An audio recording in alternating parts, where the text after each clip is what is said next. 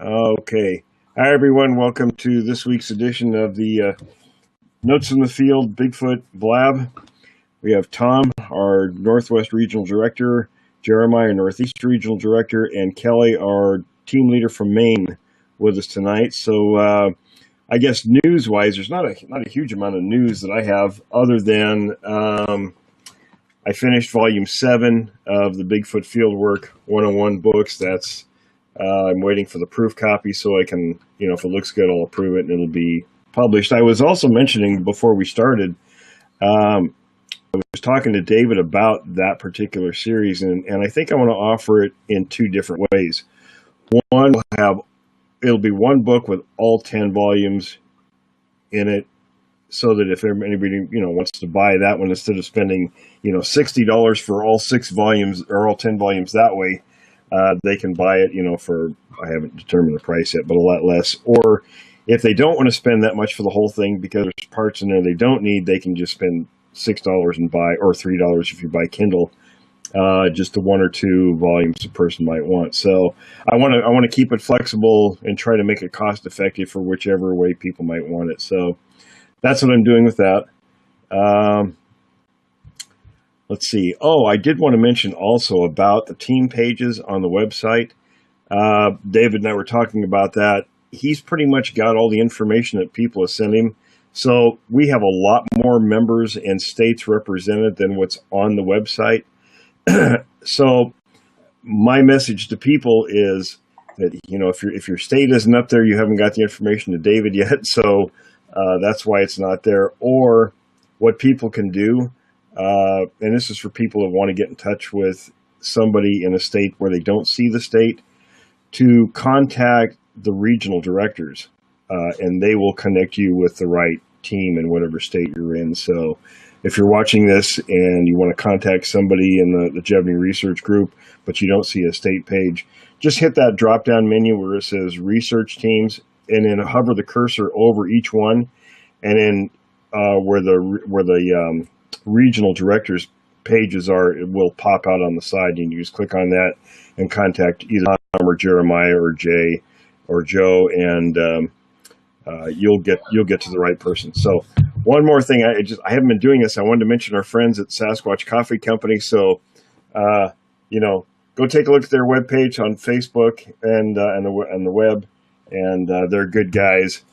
Also, see, that's one thing about this. I get to plug my own stuff. So here's our own artwork too. So this is the underwear changing moment. And did you guys see the comment? We had somebody quit the group. We had somebody quit the group recently, and they were kind of throwing a fit about $20 t-shirts. Oh yes. God. And the thing is, if you were to go out and buy a specialty t-shirt someplace, they're usually $30, $40, $50. At least. At least, yeah, they're kind of expensive. We're getting a lot of echo. We're getting a lot of echo, yeah. So, Jeremiah, could you hit the little icon in the little left-hand corner to turn off your mic? Uh-huh. Oh, I see what he's...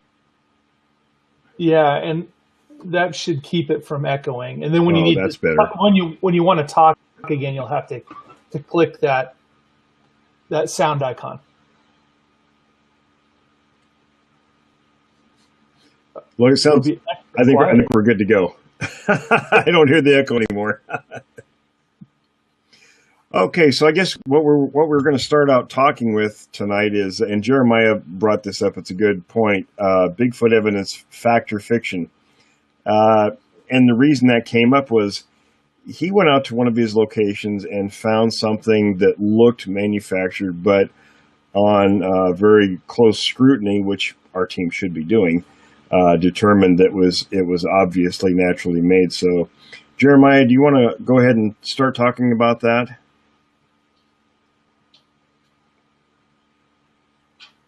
Well, we'll let him lead off with that. Okay, you have to turn on your mic again, Jeremiah. There we go. There we go. I was going down the road on. So let me get my phone here real quick. I got I want to be able to look at the pictures while I'm doing this. I got some really good photos of it and Show and tell. show and tell. Some really good pictures. Oh, here it is. Okay, so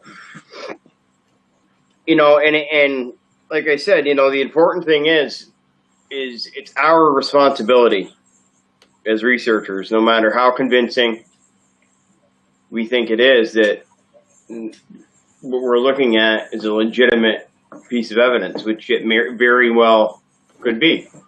But like I said, it's our responsibility to check it out and give it the old twice over, and really look at it. And especially when it comes to that, a lot of it has to do with the circumstances. What was the weather like the day before, or the 2 days before? What kind of trees are growing in that particular area? That's what he's really good at, that kind of stuff. Well, first of all, there was three. What are they? Not birch, or beech trees, or poplar. Poplar trees. They were poplar trees, and there was three of them. Okay, and they were set up. They were on the side of the logging road, and they were bent towards me. Okay, and I want to say they would have ended up being about, if they were standing straight up and down, they would have been about 18 feet. But they're all curved at a nice angle, pointing towards the logging road. Well, what are you laughing at, Tom? Echo? Probably the comments over here. Oh. Anyway, I'm looking at the right hand side, and first off, the smaller one is wrapped around.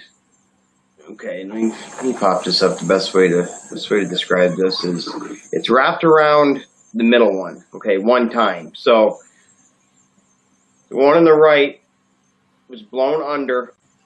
Okay, it came underneath the one in the middle and then popped back up. Okay, so a regular person maybe would have said, "Well, look, a Bigfoot grabbed onto that, took it, twisted it under, and now it's popping back up the other way."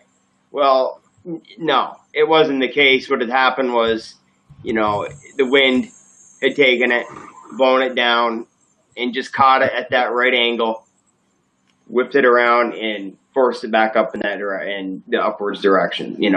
If a Sasquatch is going to grab onto something, it's not just going to go to the work of grabbing it one time, pulling it under and wrapping it around, just to have it shoot straight back up in the other direction.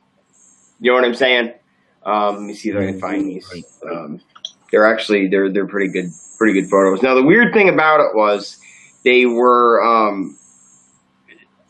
when I pulled up, I was going down the logging road, and when I did pull up to them, it was pretty interesting because there was stuff actually. Okay, here they are right here.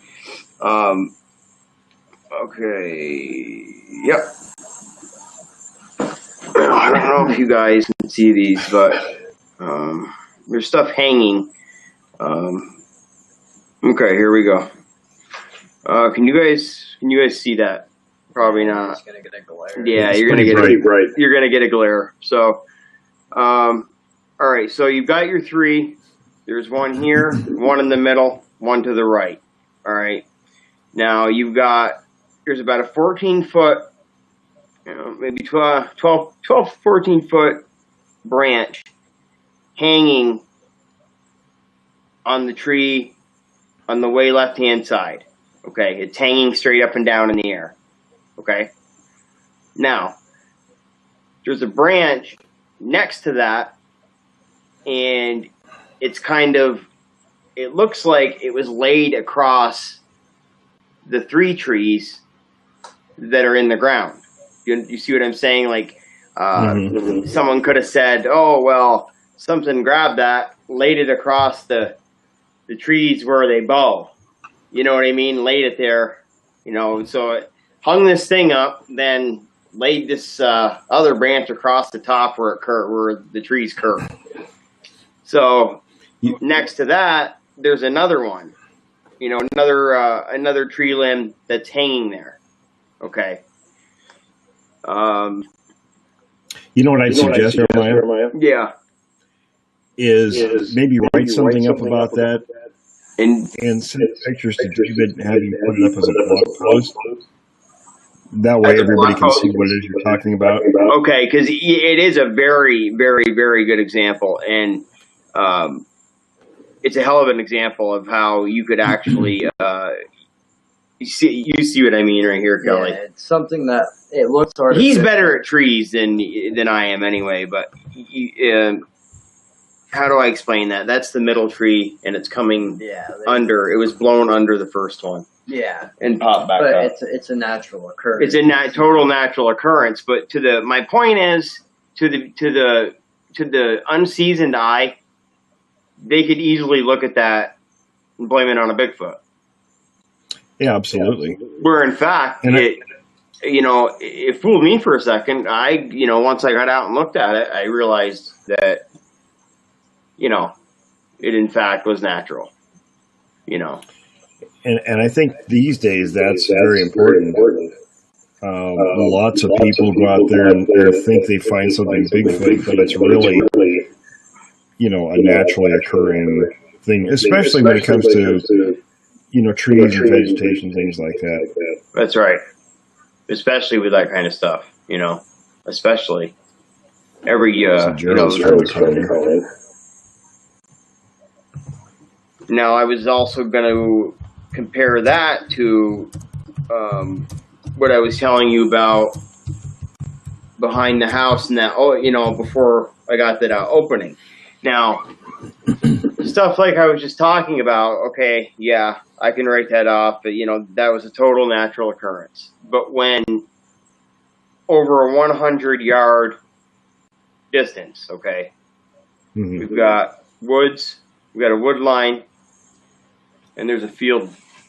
So over 100-yard span, right on the line of the field and the wood line, there's 9 or 10 birch trees, all snapped about 8 feet up and pointed in one direction at the same exact angle. Now, maybe 1 or 2 of those you could write off as natural. But that to me is at least worth going to take another look.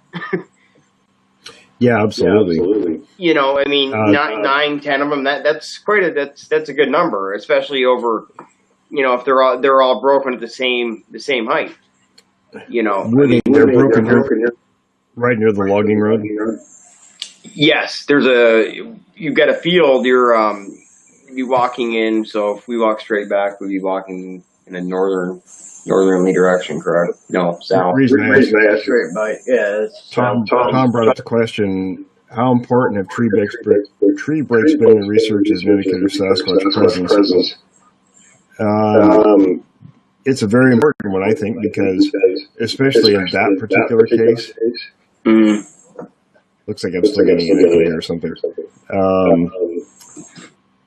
When there's breaks, they either indicate territorial marking, direction of travel, or in that particular case, because there were so many right near a human access way, it's probably as a warning to others that this is a dangerous area, don't go there. So, and Brian is asking, this is a totally random question, I've never seen a Sasquatch live, or I live in Orlando, not live, and I've never heard anything.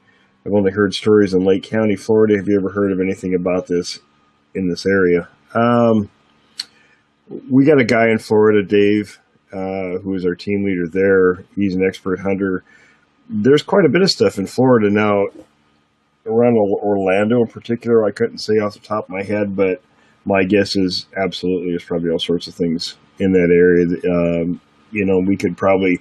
Maybe we can get Dave to come on sometime and talk about the area and what's going on in Florida. And he also covers Alabama and Georgia as well. So it'd be great to have him on to talk about that. But back to the tree breaks. And tree breaks, that's something that's very subjective. I mean, myself, having a trained eye looking at the stuff now, I can usually tell whether it's something natural or not natural. But and you have to really be careful with tree breaks, because there's so much stuff that goes on out in the wilderness. And many people aren't familiar really with natural breaks.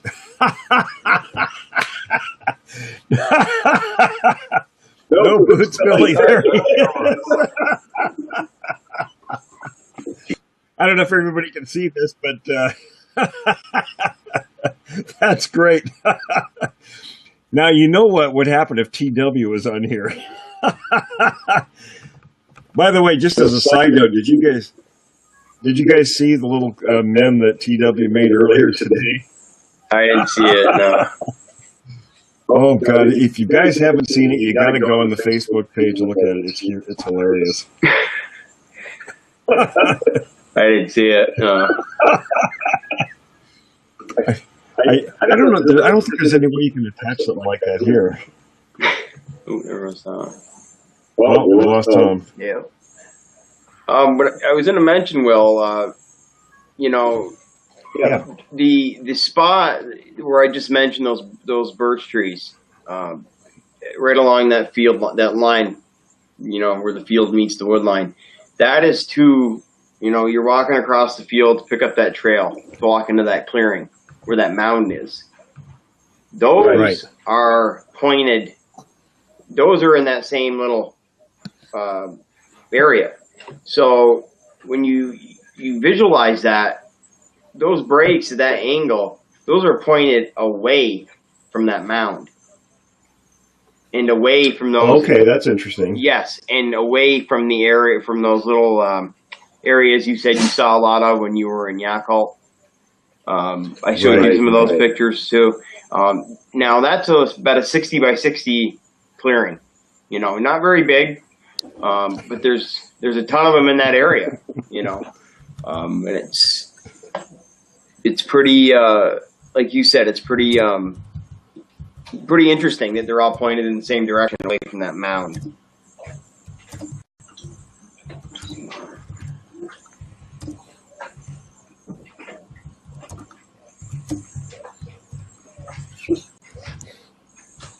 I had to comment there that No Boots is. It's amazing. He's our Bigfoot here. He's not fuzzy or blurry. His image is actually clear.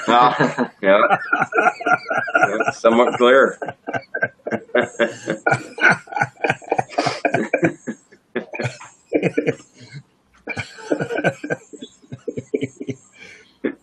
We're not even getting a grunt, folks.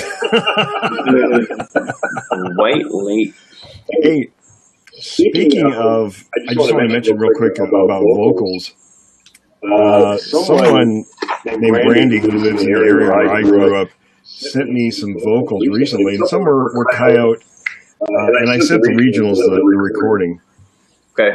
She got a really clear recording of, these coyotes yipping and all this stuff, and then at the end of the recording, something yells at the coyotes, and all the coyotes shut up. Awesome. Yeah.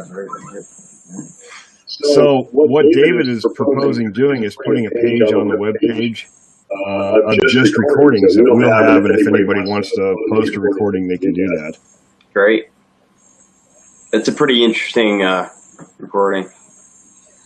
His features are so ape-like.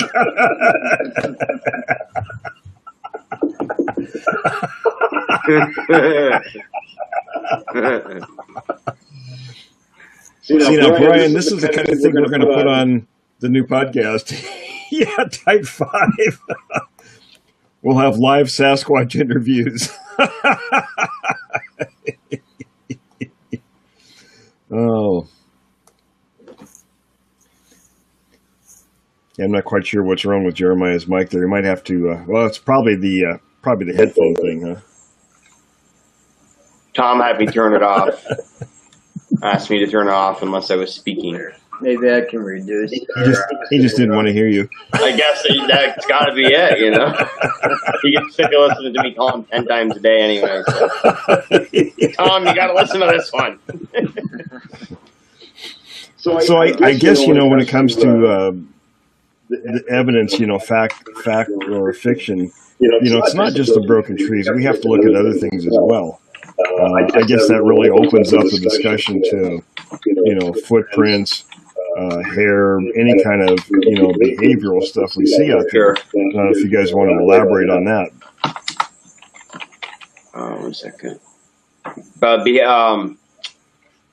1 second. I was just answering this question here to somebody. It's about the Whitehall area.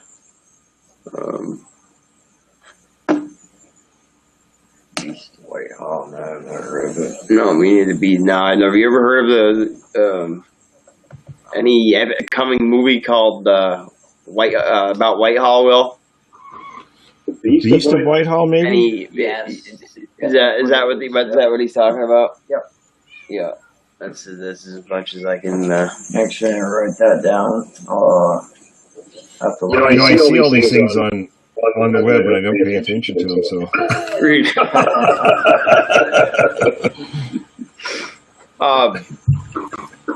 Okay. Now, okay. I'm sorry. Now, Will, what were you saying that maybe we wanted to elaborate on? About the different kinds of evidence. We talk about like the tree breaks and things like that, or what people call structures. That's the obvious one. Yes. But what about things like we're talking scat or other markings or foot deep? There's a lot of things that could really fall under that category we could talk about. I mean, yeah, like you were saying, there's a lot more to it than just footprints and the tree structures, tree breaks, things like that. Hair would be great. Hair is one of the hardest things to find. I think we found only once that we found any hair. Yeah. And it happened the night that we got kind of ran out of the bush. So we figured out to grab it on the way out. Yeah, needless to say. We went back the next day to retrieve it, but it was gone. It had rained and snowed. But yeah, it's the sign being deep in the bush, scat especially. If you don't know what you're looking for, if you're not familiar with what deer feces or bear's another one. It's going to be hard to differentiate. That's right. It definitely would be if you didn't know what you were looking for. That's for sure. I mean, and I think that happens a lot. I would think. With people out there who think they're finding Bigfoot evidence, and it's very possibly something else. Yeah, for sure. Bear fecal matter, especially right. Exactly.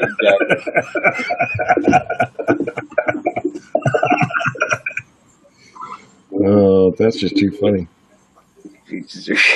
Especially Bruce says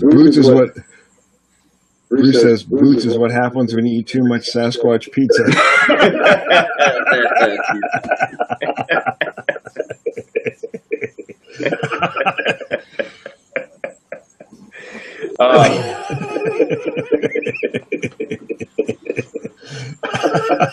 Whatever happened with that piece of scat with that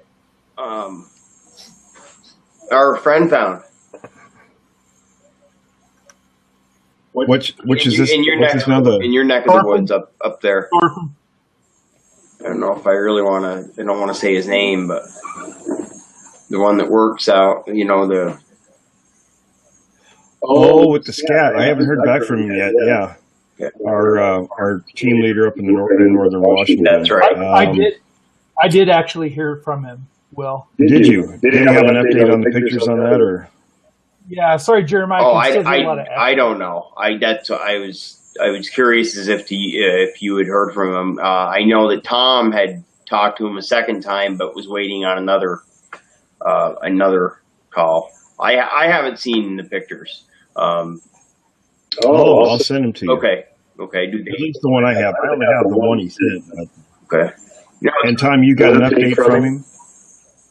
Yeah, he wasn't able to go back.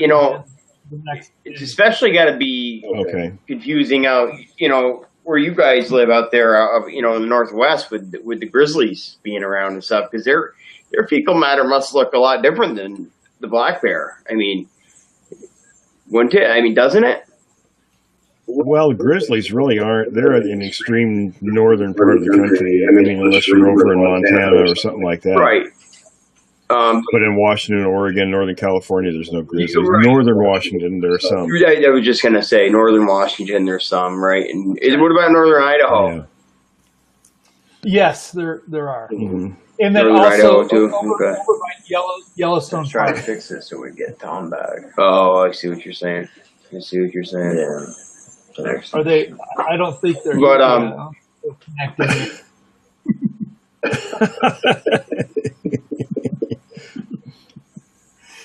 Anyway, I just saw that grizzly, the other white meat. Nasty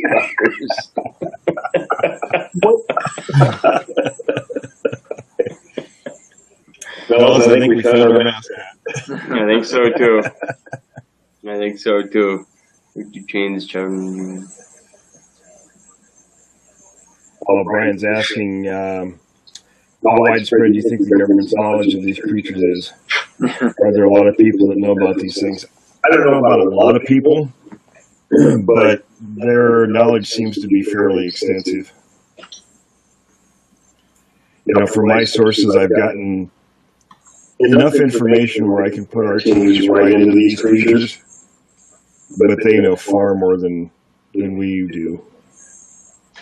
Oh yeah, I mean, not to get all tin hat wearing, but the government back in the 50s to 80s, anything that was considered paranormal or fringe was actually quite extensively researched. So, you know, God only knows how much and what the I mentioned government is.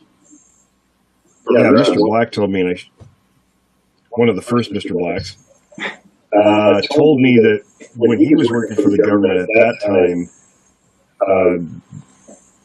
they knew based on what the Russians were doing, you know, and it was, you know, anything the Russians were up to that we would look into see if it was serious or not. And the word supposedly had at that time that the Russians were going to weaponize their version of these creatures. So our people started looking into it. Is it mine that's echoing, or? Yeah. It might be us. I think it's just us with our. Let me see if I can adjust the mic sensitivity without disrupting anything here. Okay. Should still be able to hear you. Okay, Carrie Man says he can hear it on my end. Yeah, we can hear you guys hear it on mine, or? We can hear you guys. No, it's coming from Jeremiah's. Okay. Coming from his mic, and that's okay. You know, it's better now. So I'm not hearing it right now. Either you turn your mic off or you turn the volume way down. Right. So it's working. Right. And Will is echoing. Yeah. How it works is it's feeding back from somebody else's speakers, not from the speaker. So when Will speaks, it shouldn't be. The echoing is coming from someone else's speaker. So anyway, one of the two, we didn't get back to me. Still got that echo, Will? No, the scat pile. Yeah. That we were talking about. Getting it a little. I don't think you hear. I don't think they can hear you. Hold on, guys. Tom's talking. Okay. Yeah, we can't hear him. Yeah, we haven't been able to see Tom in a while. So anyway, regarding the scat pile, he wasn't able to go back and take a look at it because we asked him to do a few things. He gave you a very nice picture of it. See if that and this particular fellow, for those of you who don't know, haven't heard about this or this story, he's well versed in scat. He's still echoing?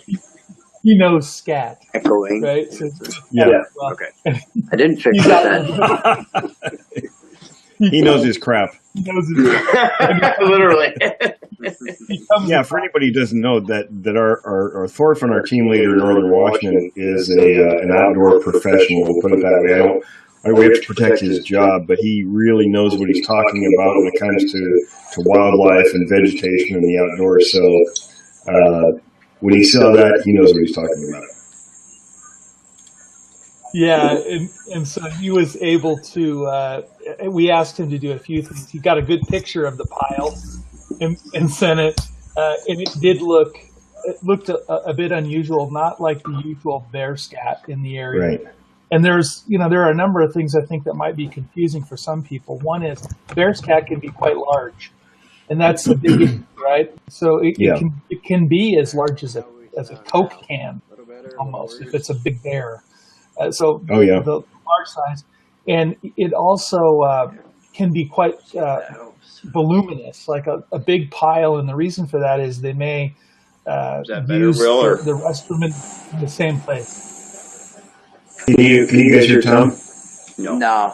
Can you hear I me? can try to fix that as well quick. We're just having a connection issue with it. Yeah, you guys might have to just refresh your page. Oh, there they go. Okay, they refreshed it. How are we sounding now? Is there any echoes now? Can you hear them? Okay, so Can you hear me? No. I hear you perfectly. No echo. Okay. No You're echo. good. Says Joe. Okay, and we're not getting any echo from No Boots, so Hear me? Process of elimination. So we've that's got right. And so So anyway, he went back go to ahead. this big pile. And we asked him to take a look at it, and I asked him if he would do a few things for us. One would be get some measurements, like how much, what are we talking about volume wise, and then also what is its composition, and then was there anything around that? So what are we looking at? Footprints? What are you seeing around that area, and where was it located? The context, because there's so much going on. Yeah, that's what I'd hope to get from him, is some context about what was around there. Try that again. Oh, I hear a dog barking. Yeah. Look out, No Boots, the dogs are after you.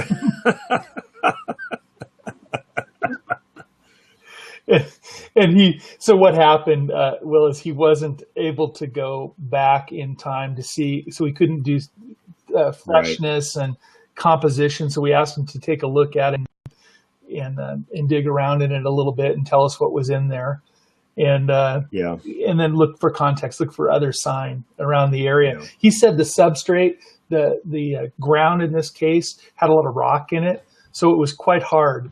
And would have been no tracks probably. Yeah, he said that it was pretty trackless around there for any. And see, that really highlights what happens with this stuff. If you're not prepared, when you find something, the chances of going back and doing something with it, gathering more information is sometimes nil. I mean, you really have to be prepared the first time around.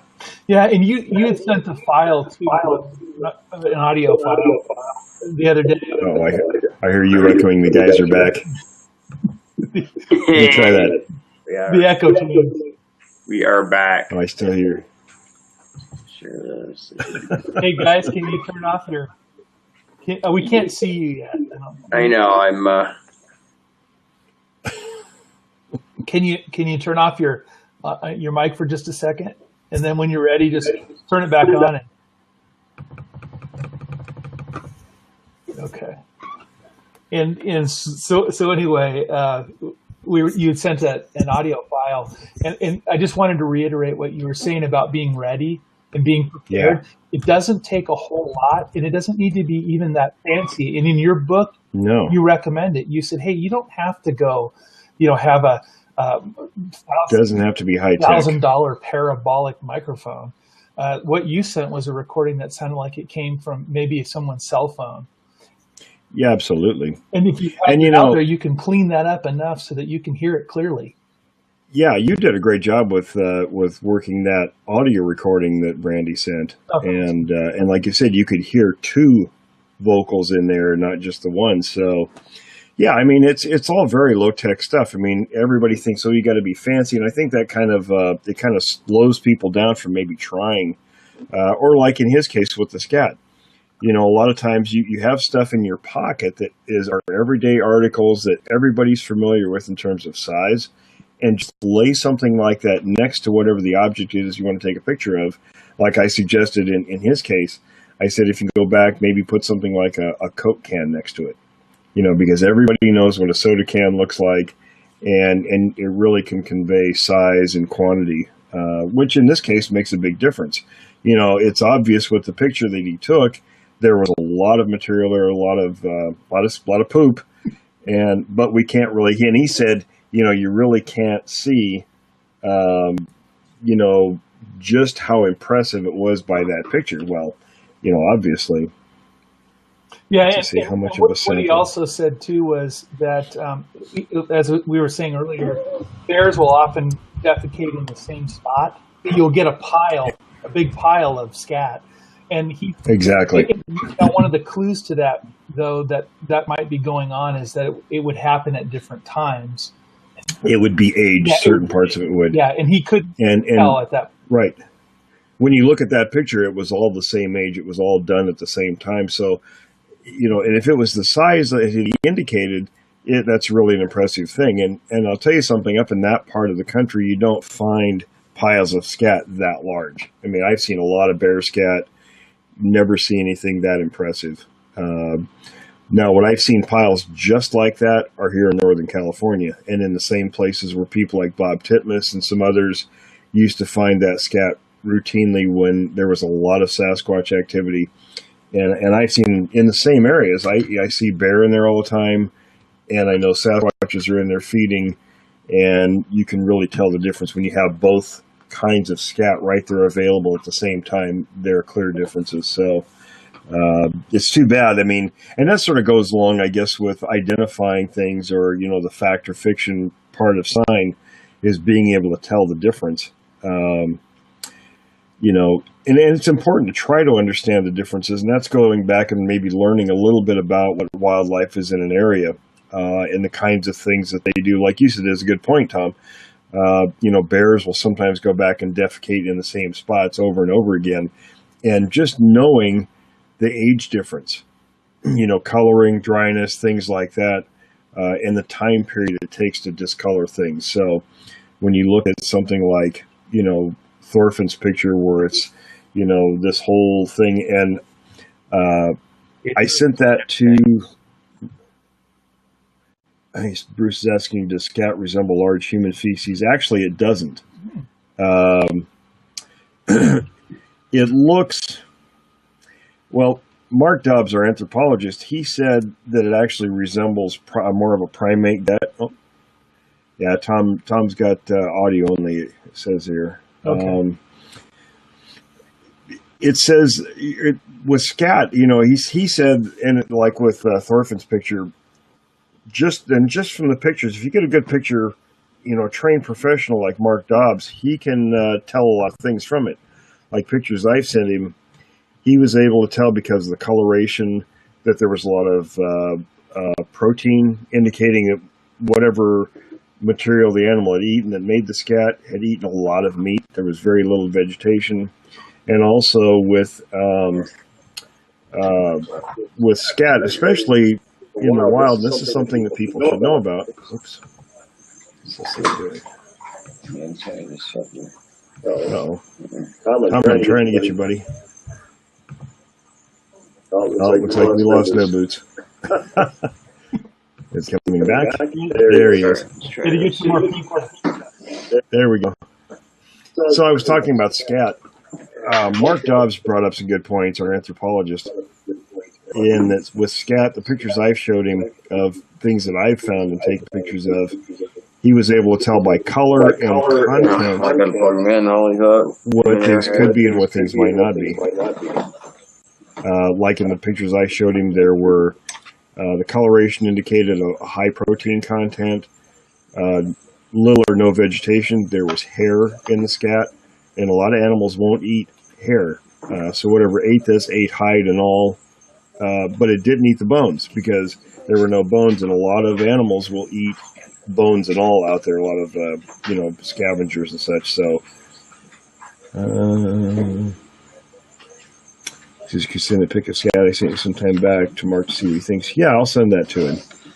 The question was, Coyote Man sent me some pictures of scat. If anybody has any pictures they want to have looked at by an anthropologist, by all means send them, and I'll send them to Mark.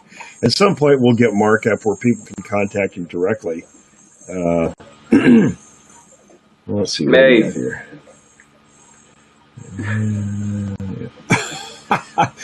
Okay, I'll read this. Brian says, Will, you're the best researcher on the subject that I've ever seen. You're more knowledgeable than anyone, even those idiots who show up on those documentaries. Even in your previous show, I won't name names.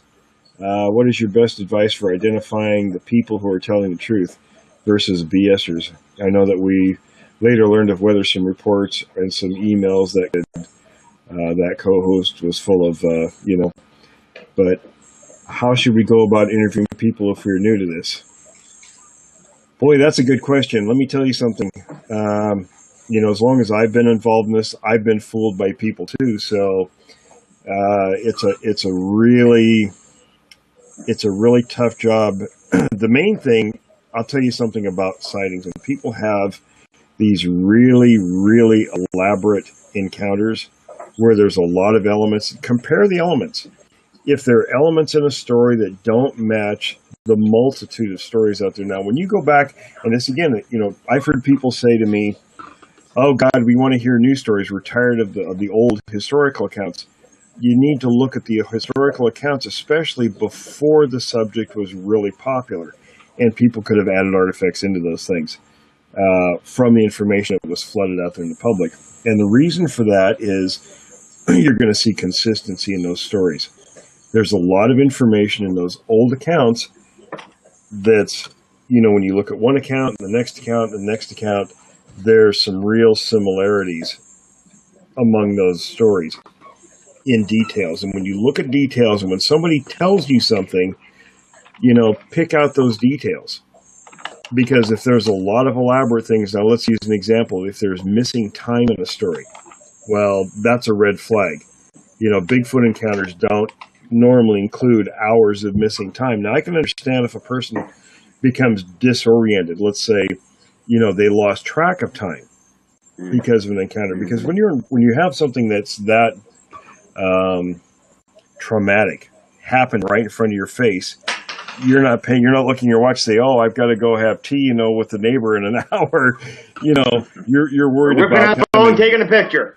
Yeah, you're worried about Bigfoot becoming Bigfoot toilet paper momentarily. So, a few minutes, when you leave a situation, you say, "Crap, I didn't think that took a half an hour. I thought it was only a few minutes." That's understandable. When somebody says, 4, 5, 6 hours went by, I don't believe that for a minute. But, sometimes if you get caught up in a really good story, or a person is real personable, very believable, things like that, that's a time where you need to step back and look at a story from different angles. Were particulars of an account, were you able to verify what the person said? For instance, if the person says, "Well, it was, raining cats and dogs that particular day," and they have a specific date, go back and check the weather. Was it raining in that particular area? Like that person said. If it was nighttime, what were the conditions? Was the moon out? Was the moon not out? Was it a partial moon? Was it cloudy? Was it snowing? Check those things. You can verify those things. That we have some very good systems out there in place that record all that kind of data. So check up on those things. You can actually talk to people in the area, and a lot of times these people, if they've got a big story that's a lie, they will go out there and they will talk to other Bigfoot groups. They'll talk to other people trying to get attention, and that's usually what the whole point of that thing, that particular business is. They're trying to get attention, so they'll find different sources out there. So you can go back and check with those sources. And I've done that a couple of times with different stories and found out, in fact, that, and it did pin down the exact days. It pinned down specific information and so on. So you can either verify that they're telling the truth or not telling the truth. Other than that, my only advice is to be extremely careful. If there's too many moving parts in a story, it should raise red flags. Accounts are usually only happen a few minutes. My own first account, in fact, both sightings only took minutes or less. I would say the first time encountering those two Sasquatches was probably less than 5 minutes, maybe only a couple of minutes. it seemed in my mind to take longer because you were taking all this information. And same with you, Jeremy, I'm sure. But in reality, it's only minutes, and a very few minutes. My second encounter, I'd say less than 30 seconds. So if there's too many moving parts, there's too much time involved, that's where you really need to do some scrutinizing, because it might be a setup. Something overly detailed as well. It's something to look out for, because for the most part, witness accounts, they tend to be spotty. The memories, right? You're gonna forget small little things. Oh yeah. It'll almost sound rehearsed when they're fake. I mean, they got the details right down to every little thing. Yeah. And the more elaborate, the more it just tends to raise flags for me. Like, I'll check into it still, but if it's overly elaborate, it feels like you're being baited. Unless it's something that totally blows the top right off your head. You know what I mean? I can tell you from my own encounter with those two the first time, one of the most common questions I get asked from people is, what did the faces look like? I can give you a general idea, but right. I wasn't paying that much attention. It's like you said, it's spotty. There's things you just don't remember. There's things, and of course other people can say, oh, well, it's got to be fake then, because you should have all that information. Well, you don't. It depends on light and dark conditions. It depends on what your focus is. Depends on what's going through your mind. What's your level of fear? There's a lot of factors at work. So I can tell you more what the thing's feet look like, because that's where there was more light. That's where the motion was, than what the upper part of the bodies looked like.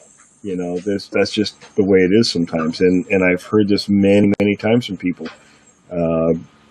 The young Nick in the Yakult situation, when he came running up behind that creature as it was moving away, and he slipped and fell, and the thing turned around. He could tell a lot about the creature's eyes and its hands. The rest of it, there wasn't a lot of detail. And that's just the way these accounts are. It really depends on what the person focuses on. My first encounter, the most impressive thing, and I told you both, all three of you this, was the butt. Yeah, exactly. Yeah, hips. And who knows what you're going to... You could have 10 sightings, one a week for 10 weeks, and in each one of those, you're going to get a different detail from each one. Oh, for sure. For sure. And Brian brought up a good point. He says even police drawings can be misleading. Absolutely. Police say that, and psychologists say that witness testimony oftentimes is the most unreliable of evidence there is. That's why it's so important for what we do with the research group is not just look at what a witness story is, but all the attendant evidence that backs that up. And is there context? Is there a history of stuff going on in the area? What's the surrounding area like? Are there other witnesses? Do those pieces of information correlate to what that person said? What did people in the past say about what they saw in that area? I mean, there's a lot of information out there that we can stitch together to build a more complete picture than just relying on one eyewitness testimony. Bruce says, I recently read about a researcher who's using a hypnotist with witnesses to bring out repressed memories. What are your thoughts on this? It's an interesting prospect. I don't know how accurate it could be, because again, your brain is only processing so much stuff. So, and it depends on questions. If questions are misleading, that can place artificial information in a person's account.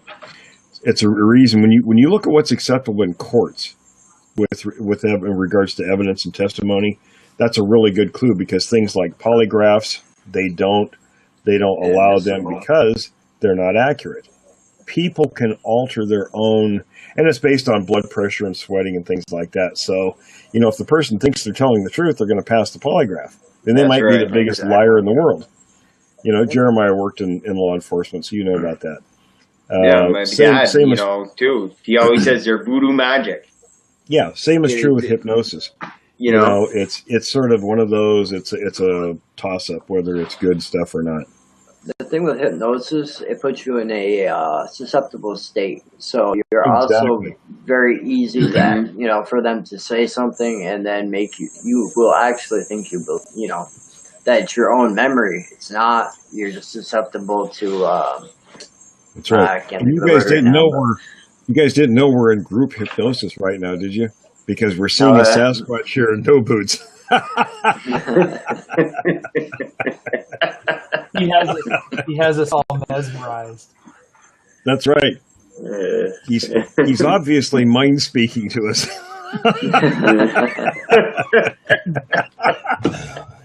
Oh He no! must have been one of the alien hybrids.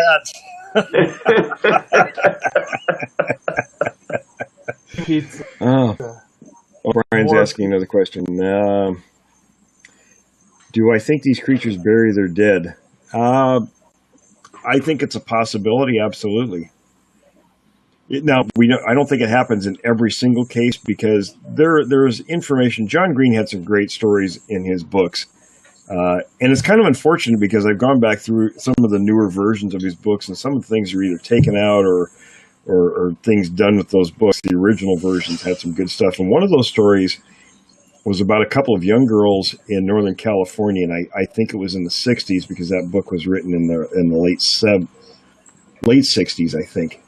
If I'm thinking the right one. His books were written from 68 to 73, so the story had to come from the 60s, or even the 50s for that matter. But it was in Northern California, two young girls, and I think they were around the age of 13, walking on a logging road and come across a partially decomposed body of a Sasquatch. And of course, you know, what are 13-year-old girls going to do with something like that? You know, the thing probably weighed 700-800 pounds or more, you know, it was half rotten. And of course, Green himself went there when he interviewed. Of course, the girls were adults, and of course, he didn't find anything. Obviously, you know, that many years lapsed. Heck, you know, in the wild, an animal that large, it's nothing. You know, for a 1,000-pound or 1,500-pound elk to vanish in a matter of a couple of weeks. You know, Sure. the scavengers and everything will take care of all that. But Tom's asking the latest Bigfoot Fieldwork 101 title. The newest one is searching your area, and basically how to search methods is what I called it. And what I've got in there is a number of ways, suggestions for people to go out, and depending on the level of involvement you want to get into with searching an area. And the 101 series is all about that. It sort of depends on the level of commitment that you want to personally have in terms of going to the field and looking for stuff and collecting it. Everything from the casual search. A casual search is, and there are certain methods you can go what they call a hasty search, and it's based on a combination of police methods when they do crime scenes and archaeology, actually. Yeah, and I sent the regionals, some of that information. Tom, I know you said that was pretty interesting, and there's some real specific methods, and if we want to really search an area thoroughly, and being thorough is what we want to be. You'll want to take a map, divide the area into grids, depending on how big each area you want to search, and then systematically search that. And like you can do a spiral. There's grid searches. There's all sorts of ways in there that people can search that. So that's the title of that book. And then of course the next one's going to be data collection, and then the ninth one will be profiling your area. So really all these volumes lead you up to being able to get to the point where you can profile an area and really get something out of research. It's not just, because a lot of people just kind of, they grab their day pack and off they go, and they kind of wander around trails and look over an area, and there's really nothing systematic about that. And if they find something, even our own people, when we talk about Thorfinn with the scat pile, when you go out, you really need a plan. Every time you go out looking for Sasquatch evidence, there should be some kind of a plan that you have, and document the plan. Go out and conduct your work, document what you're doing as you're doing it, and then when you're done, write a little paragraph about what the results were. That way you'll have a record, and then you can go back a year later, 5 years later, and look at what you've done over that time. And that's part of profiling an area. You can compare stories, you can compare, evidence you found. You can look at the area, you can tell behavior, movements, all those kinds of things, and really,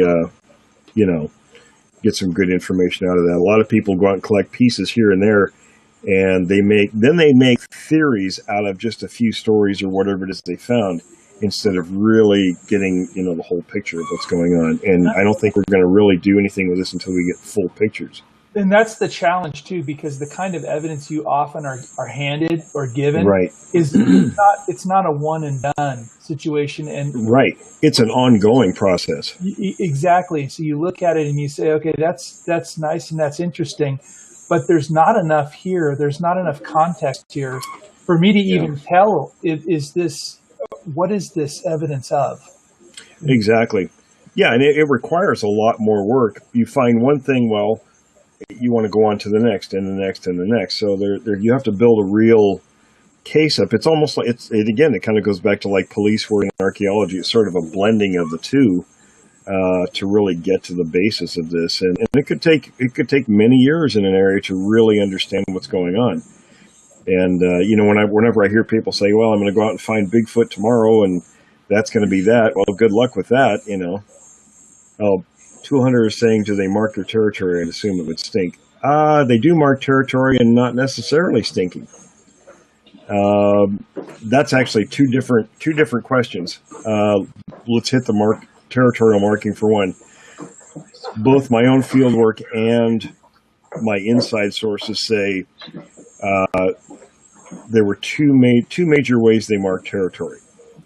One was the snap trees like that I have in Notes from the Field, and the 90-degree breaks, and then even the second one I call that a second type, but it could be the same type because it depends on how certain trees break, how the fiber reacts to forces on it. The Douglas fir is a little more brittle, so it broke at 90 degrees. The ponderosa pine in a warmer environment might be a little more pliable, so it could have been in the process of breaking it over, it actually twisted it. So Bruce has to go leave something for Billy on the gifting stump. Now, as far as odor, let me talk about odor and stink. Now, there's a plus side to this and a minus side. The minus side, I would say, was, if everybody seems to think that, well, yeah, Alonzo, I'd go to New Jersey. You bet, buddy. Everybody says, because they heard somebody or a couple people say, well, the Sasquatch, I saw this thing and it had this horrible odor. Well, maybe 1 out of 10 reports, somebody reports a smell. I mean, hell, I've been within 15 feet of two of them. I didn't smell a thing when I was that close. So on the plus side of the deal is that some large primates like gorillas have scent glands, and I believe it's in their hands. And that they use that to mark areas. That could be pheromones or whatever it is that they do with that. But and also when some primates, when they become excited, their glands will excrete a nasty odor. So what do we got here? I keep looking at these things. See, do they use urine? Not that I'm aware of that they use urine. Although we've had people. In fact, one of our regional directors, when he was in the military, was out taking a leak one night. One of these things screamed bloody murder at him. So, I think that they recognize that. Now, whether they do it or not, we don't know. It's sort of up in the air. Although there were some stories of them covering up human urine with dirt. And again, who knows? Was that something that individual was doing, or is it something they do instinctively? We don't know. Always says, let's hope Billy doesn't get excited. Will, there was one. Yeah. I was wondering if we could go back to what Kelly and Jeremiah were talking about earlier, because they had indicated you'd found that structure, Jeremiah, and you and Kelly had seen it, and you said it looked to an unseasoned eye or somebody who didn't have the experience, like something that might be a Sasquatch break or a twist. What do you guys look, because you guys are very experienced with the tree breaks and the trees in your area. What are you looking for that helps to determine in your mind that that's a piece of evidence that suggests a Sasquatch left it behind? What are you seeing? There's multiple things. First thing you look for is how thick the canopy is above it to affect the snow weight. Another thing is the break itself. Not all trees when they break are a snap. Sometimes you get a cold snap, it'll actually just moisture, sap, it'll cause a tree to literally explode, literally, in certain parts. And you can just kind of tell when you're looking at it, because every branch that's, even though it may look like it's intricate in place, you can look up on either the tree next to it or the host tree, and you can see where this branch fell, tumbled, and just happened to land like this. Now, saying when you see something that's more unnatural that, I would say was made is, that when you have no logical explanation how branch A got entwined with branch B and C. A lot of things I look for, I look at the breaks. I try to determine how long the branch has been dead. Sometimes we find them, and the fibers in it are still healthy, alive. By all means, the tree is still, has only been broke, a week at most sometimes. But yeah, canopy is the first thing I look for. Another, that's how cold it's been lately, how much, if we got rain, then a cold snap, that can cause a lot of damage to trees, especially older trees. And then the other thing is just looking at the breaks on, you look up the tree trunk, see if there's any snaps or, natural breaks where the limb could have fallen, tumbled, and then just happened to land like that. I mean, some of them you'll find them and you'll swear up and down that they're artificial. But here's something I want to interject and that goes along with that too. When you learn about the context, this is why context of an area is important. You have to know what goes on in an area throughout the year, because a lot of places have seasonal water flow or seasonal creeks and things. So one time of the year, you might go through an area and you would never think there was running water in the area, but you see these what look like structures. When there might be, say, a month out of the year when there's a lot of rain, you get a lot of water flow, and the debris gets picked up by that water flow and, backed up against other trees and things. So it looks like a structure when it's dry the rest of the year. You know what I mean? So that's a very important thing to understand, is you have to kind of know what's going on in a particular area throughout the year to really get an idea, does that belong or doesn't it belong? Yeah, no, that's a great point. Where we live, especially, come springtime, snow melt, and then our raining, you got the small floodplains. That's what not really plains, but a field of flood, which goes down into the bush, and as you said, the running water will bring smaller branches, loosen bush, and then create just, I won't say a dam, but an obstruction, and then once it dries out, it looks like somebody placed it there.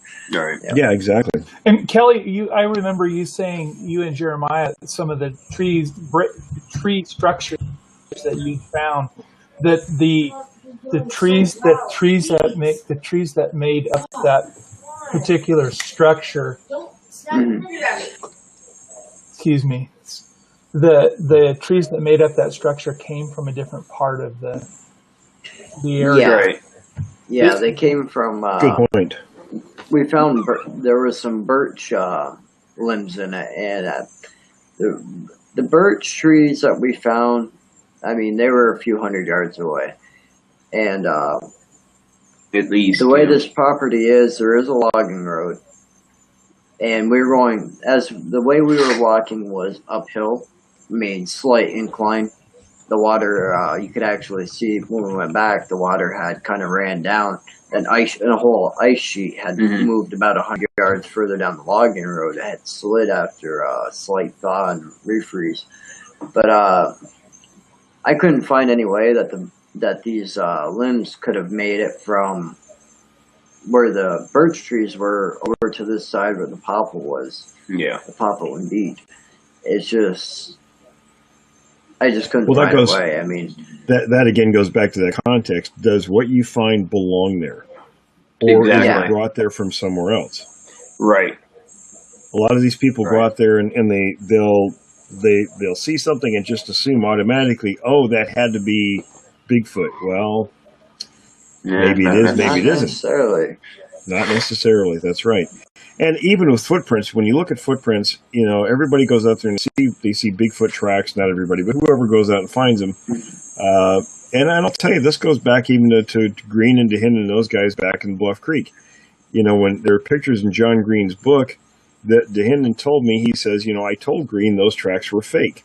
So now whether they were or not, we don't know, because nobody ever owned up. Well, that's not true, because there was one guy that did say that he faked some of the tracks there. But when they always talk about that area, they said there were two kinds of tracks. And to me, one of the types always looked artificial, while the other ones looked very natural. And when you look at tracks today,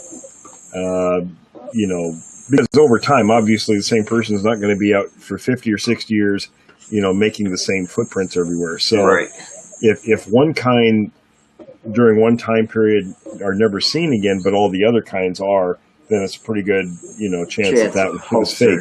Yeah. But even with tracks, you have to be kind of suspect, because obviously we can't say for 100% certain those are Sasquatch tracks, because we didn't see the creature leaving the prints in untouched soil. So unless you can see that, or like with the Patterson film, that's a good example. You have the creature on film leaving the footprints, and then we have the cast and photographs of the track. So that's a good one. We can say for 99% sure that's probably legitimate, but all the others, it's a toss-up. The best guess is, again, looking at the context.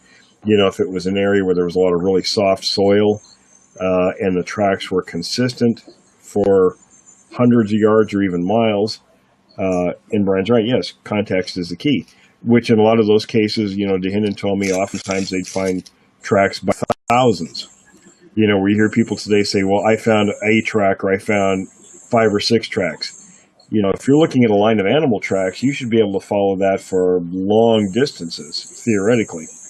I know with bear tracks, you can find bear tracks for hundreds of yards in most cases. And same with Sasquatch tracks. Usually they're in places where you're finding tracks, you're going to find tracks for a long ways. And you could go back to Paul Freeman's tracks. There were people who knew those were fake because, they'd only go a certain distance, or there were tracks where there shouldn't have been, and no tracks where there should have been tracks. So, again, like we talk about context, you have to look at all that stuff and see where, if it fits or if it doesn't fit, and make a determination based on that.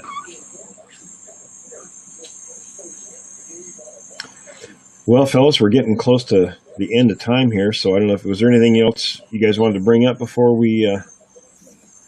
Brian says, Freeman, from what I understand, was a career hoaxer. Yeah, that was pretty much the consensus by most of the people who were, the big names in the subject at that time. Now, the film itself was. What are your personal? Freeman's film? Yeah, I think it's phony, and the reason I think it's phony is because when you watch the object in the film moving from your right to your left, it bobs. It waddles. Almost bobs. No, up and down, like the way we walk. Right. Yeah.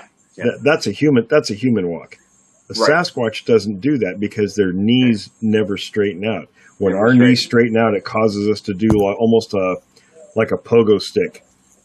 Sort of walking. We sort of, or pole vaulting, that's how it was described. I read in one of the anthropological texts one time, they talked about human gait as almost pole vaulting from one step to the next, because we lock our knees and then sort of move forward that way, and it causes us to sort of bounce as our next foot hits the ground. And when you look at that film, that's exactly what the person in the suit's doing, and it's probably Freeman's son in the suit.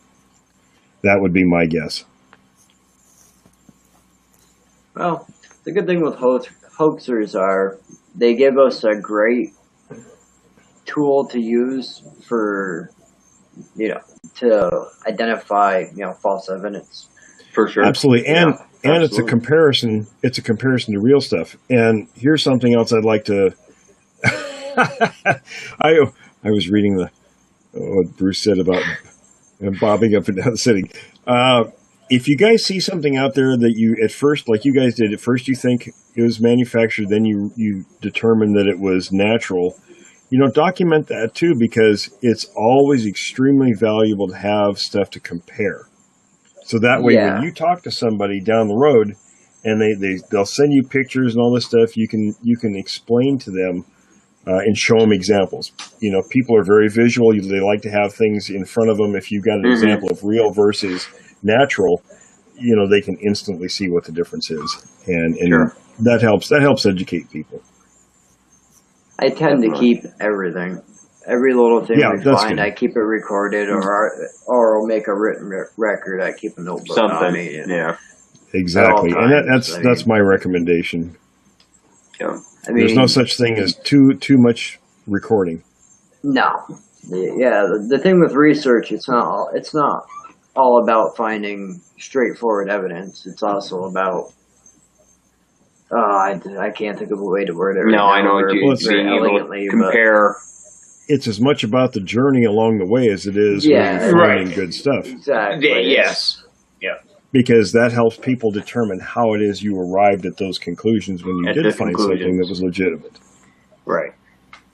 And it also aids you in going beyond that and how to find more evidence based on where you've been. So, the past is just as important as in instructing you how to move forward. So, right. All right, fellas. So I think I'm going to wrap this one up for this week. Great chat, good information. Everyone, be sure to visit the website, williamjevning.com. If you want to join one of the groups, get a hold of the regional directors. And again, when you go there, you'll see research teams. Put your cursor over that. You'll get a drop-down menu, and then check each one of those. I think, Tom, yours is directly there with Idaho, but some of the other ones... No, actually, it's interesting. It's off of Oregon. Off of Oregon, yeah. I'm not sure how David did that, but go ahead and check those out. If you want to contact one of the regionals, if you don't see your state represented, we probably are represented. So mine's right off in New York. Yeah. So contact the regionals, and we'll get you set up. So everyone have a good night. Thanks for joining us. We'll see you again next week. Thanks for having us. Okay, guys. Thanks, No Boots. No problem. Have a good night, guys. Night, fellas. Take care. Bye-bye. Just recordings that we'll have, and if anybody wants to post a recording, they can do that. Great. It's a pretty interesting recording. His features are so ape-like.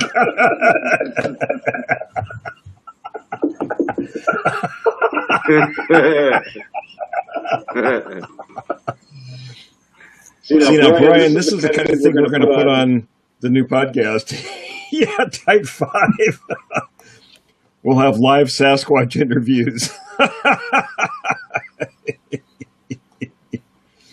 Oh.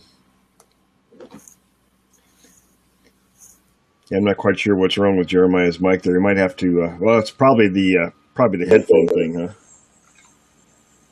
Tom had me turn it off. Asked me to turn it off unless I was speaking.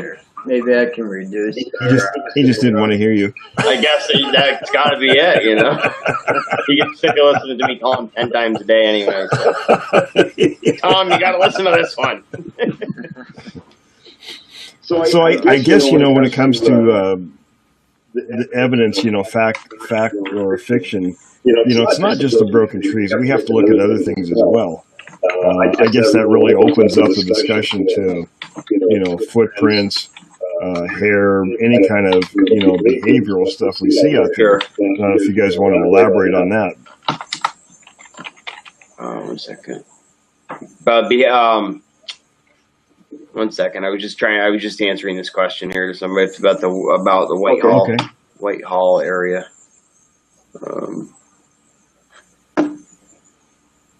East Whitehall, no, I've never heard of it. No, me neither. Have you ever heard of the any coming movie called about Whitehall? Will? The east of Whitehall, maybe? Yes. Is that what he's talking about? Yep. Yeah. This is as much as I can. Actually, I write that down. Have to look. I see all these things on the web, but I don't pay attention to them. So.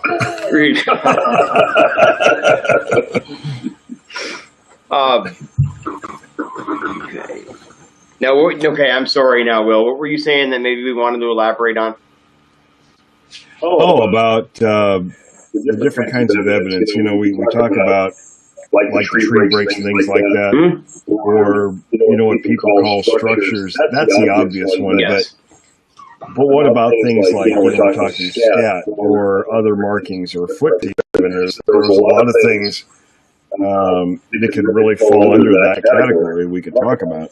I mean, yeah, like you were saying, there's a lot more to it than there's footprints and the tree structures, tree breaks, things like that. Hair would be great. Hair is one of the hardest things to find. I think we found only once that we found any hair. Yeah. And it happened the night that we got kind of ran out of the bush. So we figured out to grab it on the way out. Yeah, needless to say. We went back the next day to retrieve it, but it was gone. It had rained and snowed. But yeah, it's the sign being deep in the bush, scat especially. If you don't know what you're looking for, if you're not familiar with what deer feces or bear's another one. It's going to be hard to differentiate. That's right. It definitely would be if you didn't know what you were looking for. That's for sure. I think that happens a lot.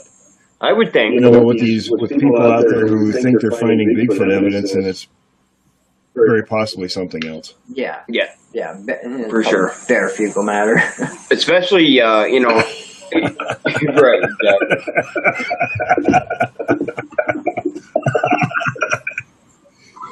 Oh, that's just too funny. Especially Bruce says boots is what happens when you eat too much Sasquatch pizza.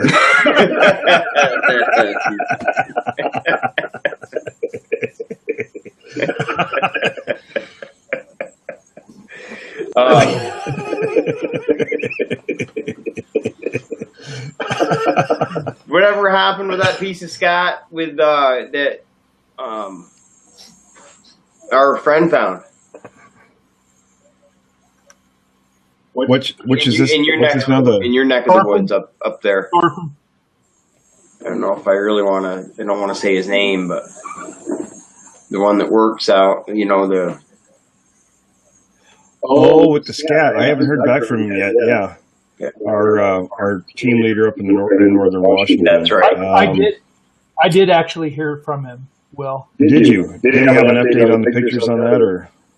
Yeah, sorry, Jeremiah. I don't know. I was curious as if you had heard from him. I know that Tom had talked to him a second time, but was waiting on another call. I haven't seen the pictures. I'll send them to you. Okay. At least the one I have. I only have the one he sent. Okay. And Tom, you got an update from him?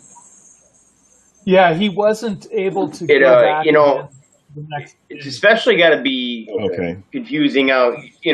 Where you guys live out there, in the Northwest with the grizzlies being around and stuff, because their fecal matter must look a lot different than the black bear. I mean, wouldn't it? I mean, doesn't it?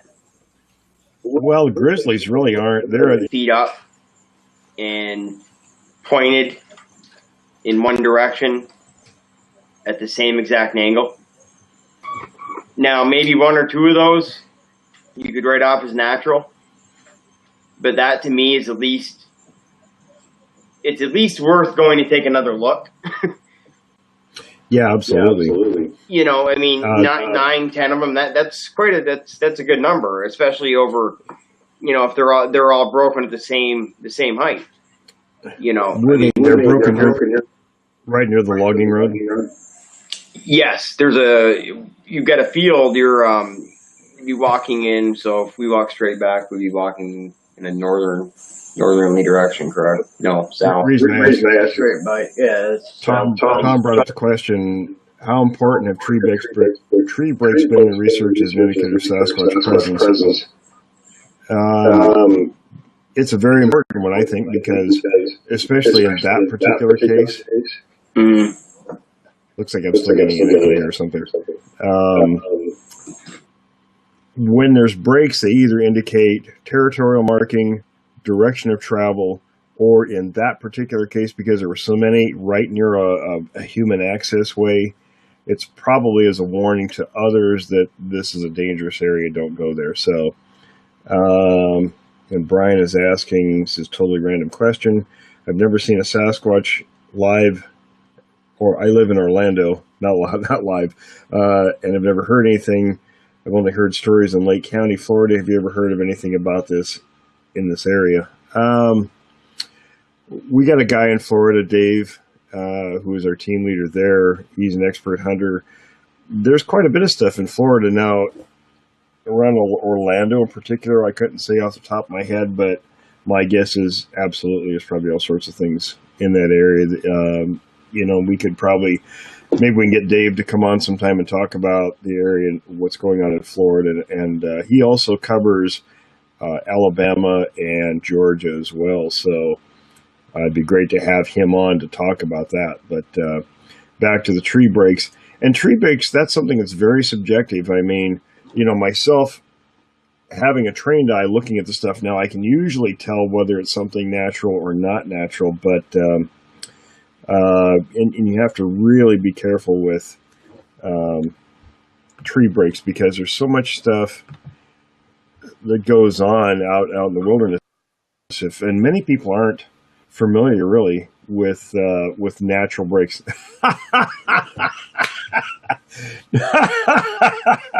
No boots, Billy. There he is. I don't know if everybody can see this, but that's great. Now you know what would happen if TW was on here. By the way, just as a side note, did you guys see the little meme that TW made earlier today? I didn't see it. No. Oh God! If you guys haven't seen it, you got to go on the Facebook page and look at it. It's hilarious. I didn't see it. No. I don't know. I don't think there's any way you can attach something like that here. Ooh, there was Well, we lost Tom. Yeah. But I was going to mention, Will, you know, Yeah. the spot where I just mentioned those birch trees, right along that field, that line, you know, where the field meets the wood line, that is you know, you're walking across the field to pick up that trail, to walk into that clearing where that mound is. Those are pointed, those are in that same little area. So when you visualize that, those breaks at that angle, those are pointed away from that mound and away from those. Okay, that's interesting. Yes, and away from the area, from those little areas you said you saw a lot of when you were in Yakult. I showed you some of those pictures too. Now that's about a 60 by 60 clearing. You know, not very big, but there's a ton of them in that area. You know, and it's pretty, like you said, it's pretty interesting that they're all pointed in the same direction away from that mound.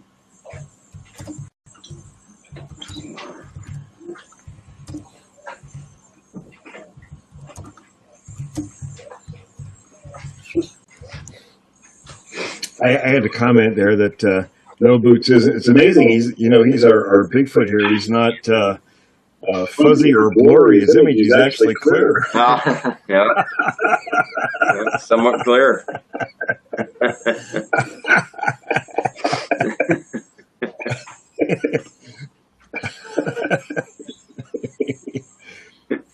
We're not even getting a grunt, folks. White late. Hey, speaking of, I just want to mention real quick about vocals. Someone named Brandy, who lives in the area where I grew up, sent me some vocals recently, and some were coyote, and I sent the regionals the recording. Okay. She got a really clear recording of, these coyotes yipping and all this stuff, and then at the end of the recording, something yells at the coyotes, and all the coyotes shut up. Awesome. Yeah. So what David is proposing doing is putting a page on the webpage of just an extreme northern part of the country. I mean, unless you're over in Montana or something like that. Right. But in Washington, Oregon, Northern California, there's no grizzlies. Right. Northern Washington, there are some. I was just going to say, Northern Washington, there's some, right? And what about Northern Idaho? Yeah. Yes, there are. Mm-hmm. And then Northern also Idaho, too. over by Yellowstone Let's try to Park. fix this so we get Tom back. Oh, I see what you're saying. Yeah. Are they? I don't think they're. But, connected.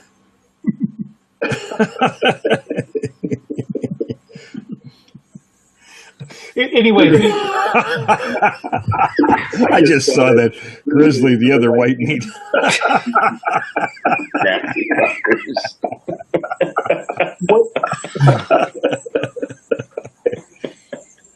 Fellas, I think we found our mascot. I think so too. You change the Oh, Brian's asking, how widespread do you think the government's knowledge of these creatures is? Are there a lot of people that know about these things? I don't know about a lot of people, but their knowledge seems to be fairly extensive. From my sources, I've gotten enough information where I can put our teams right into these creatures, but they know far more than we do. Oh yeah, I mean, not to get all tin hat wearing, but the government back in the 50s to 80s, anything that was considered paranormal or fringe was actually quite extensively researched. So, God only knows how much the government is. Yeah, Mr. Black told me, and one of the first Mr. Blacks, told me that when he was working for the government at that time, they knew, based on what the Russians were doing, and it was, anything the Russians were up to, that we would look into to see if it was serious or not. And the word supposedly had at that time that the Russians were going to weaponize their version of these creatures. So our people started looking into it. Is it mine that's echoing, or? It might be us. I think it's just us with our. Let me see if I can adjust the mic sensitivity without disrupting anything here. Okay. Should still be able to hear you. Okay, Carrie Man says you can hear it on my end. Yeah, we can hear you guys hear it on mine, or? We can hear you guys. No, it's coming from Jeremiah's. Okay. Coming from his mic, and that's okay. It's better now. So I'm not hearing it right now. Either you turn your mic off or you turn the volume way down. Right. So it's working. Right. And Will is echoing. Yeah. How it works is it's feeding back from somebody else's speakers, not from the speaker. So when Will speaks, it shouldn't be. The echoing is coming from someone else's speaker. So anyway, one of the two, we didn't get back to me. Still got that echo, Will? No, the scat pile. Yeah. That we were talking about. Getting it a little. I don't think they hear. I don't think they can hear you. Hold on, guys. Tom's talking. Okay. Yeah, we can't hear him. Yeah, we haven't been able to see Tom in a while.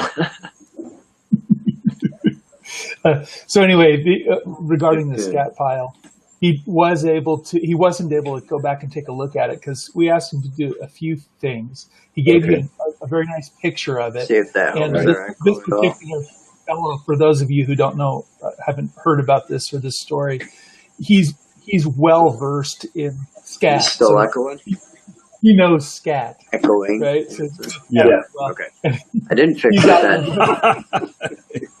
He knows his crap. He knows his Literally.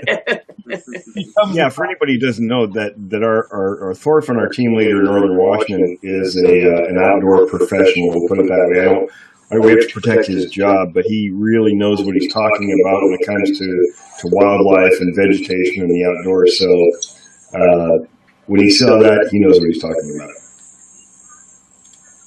Yeah, and so he was able to. We asked him to do a few things. He got a good picture of the pile and sent it, and it looked a bit unusual, not like the usual bear scat in the area. Right. And there are a number of things I think that might be confusing for some people. One is bear scat can be quite large, and that's a big, right? So it can be as large as a Coke can, almost, if it's a big bear.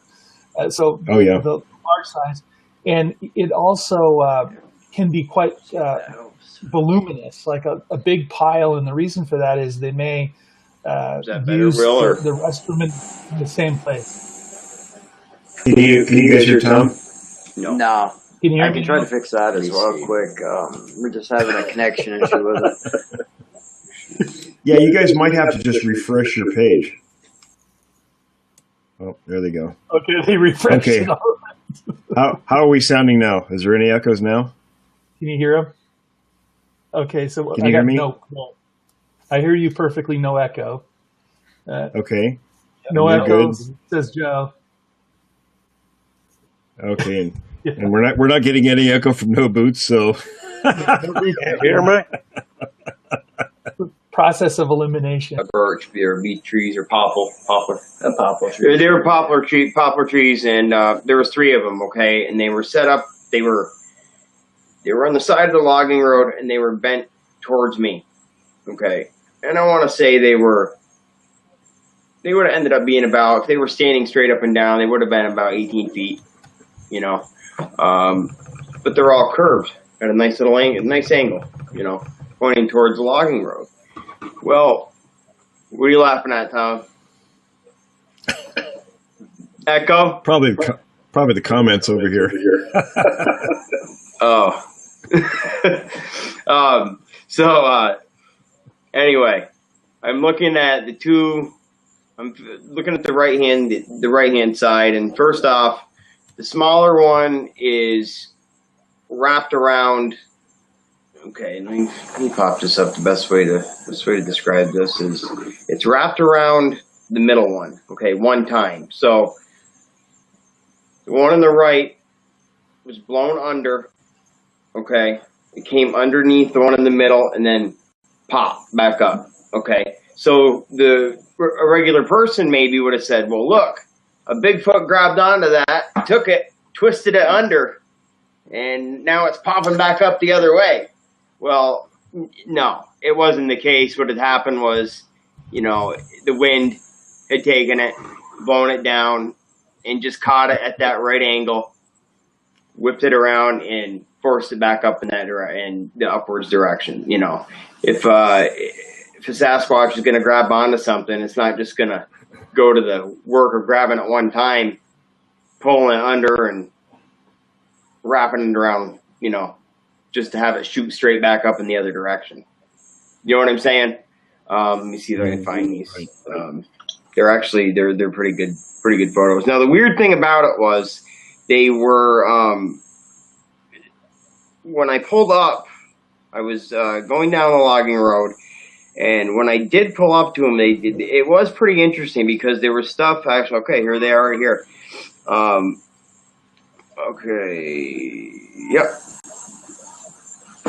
I don't know if you guys can see these, but there's stuff hanging. Okay, here we go.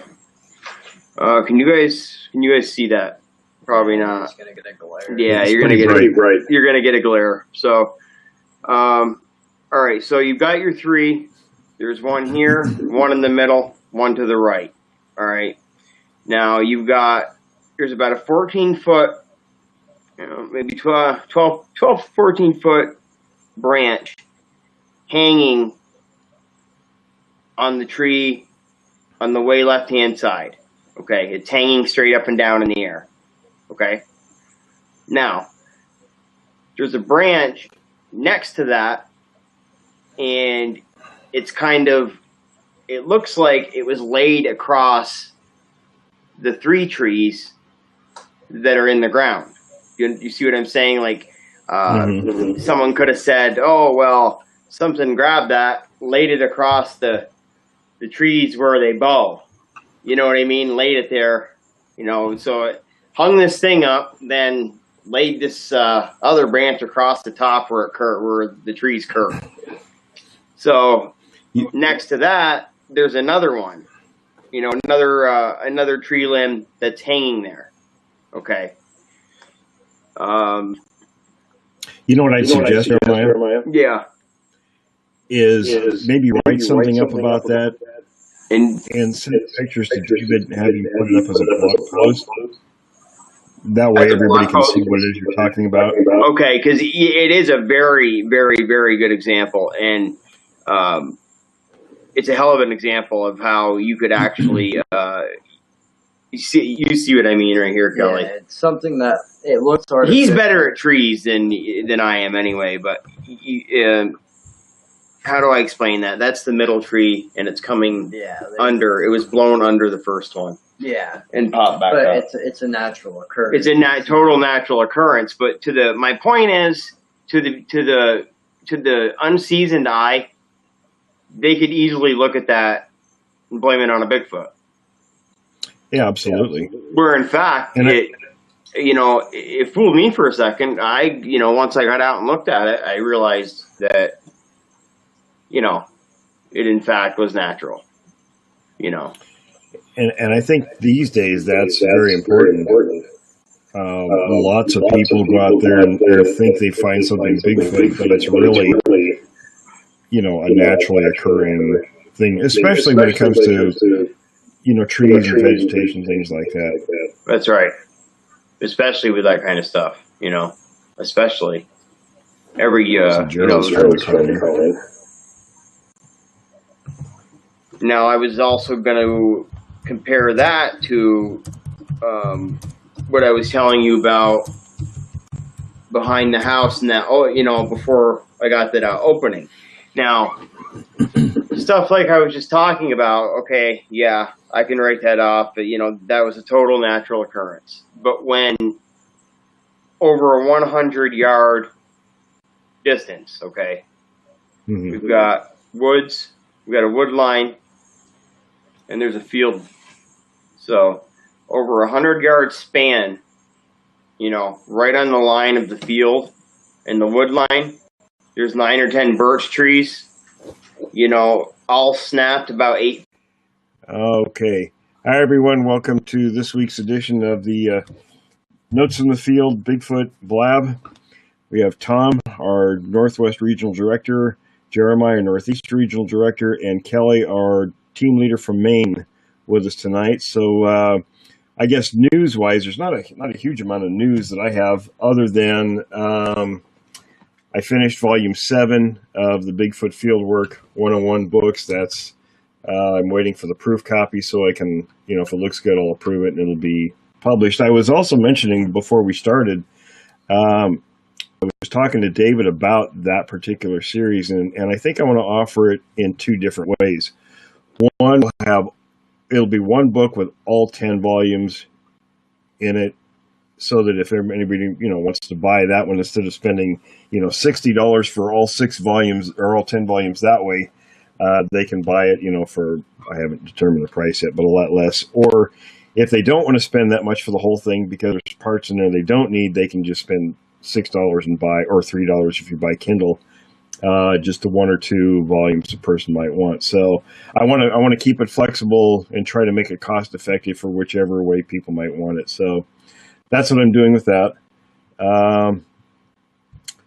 Let's see. Oh, I did want to mention also about the team pages on the website. David and I were talking about that. He's pretty much got all the information that people have sent him.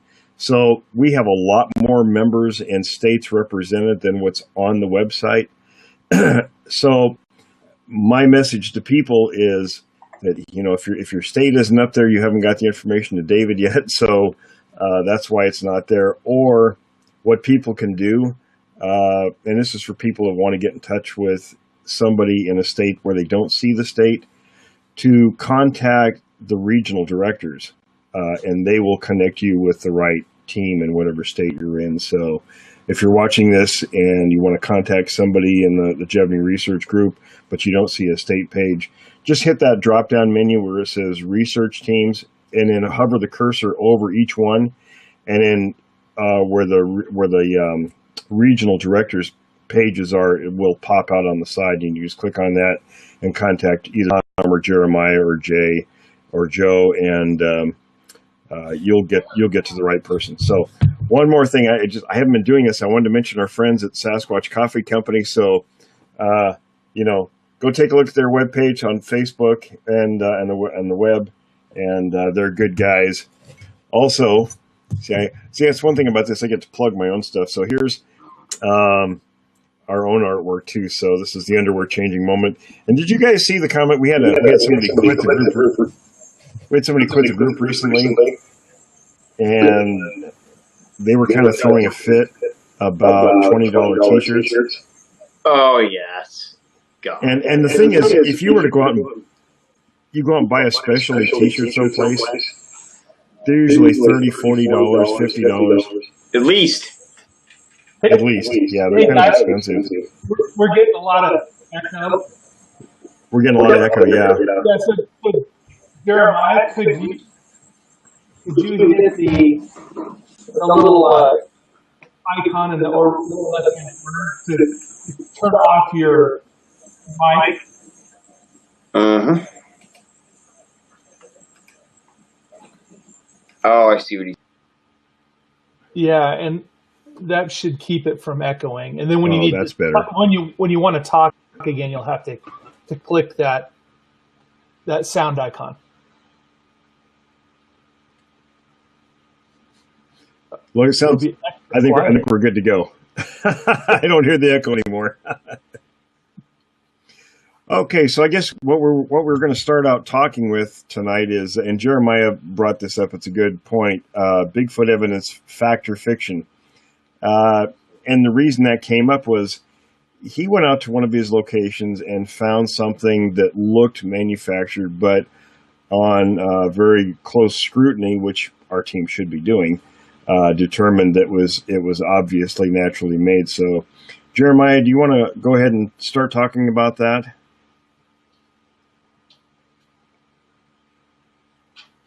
Well, we'll let him lead off with that.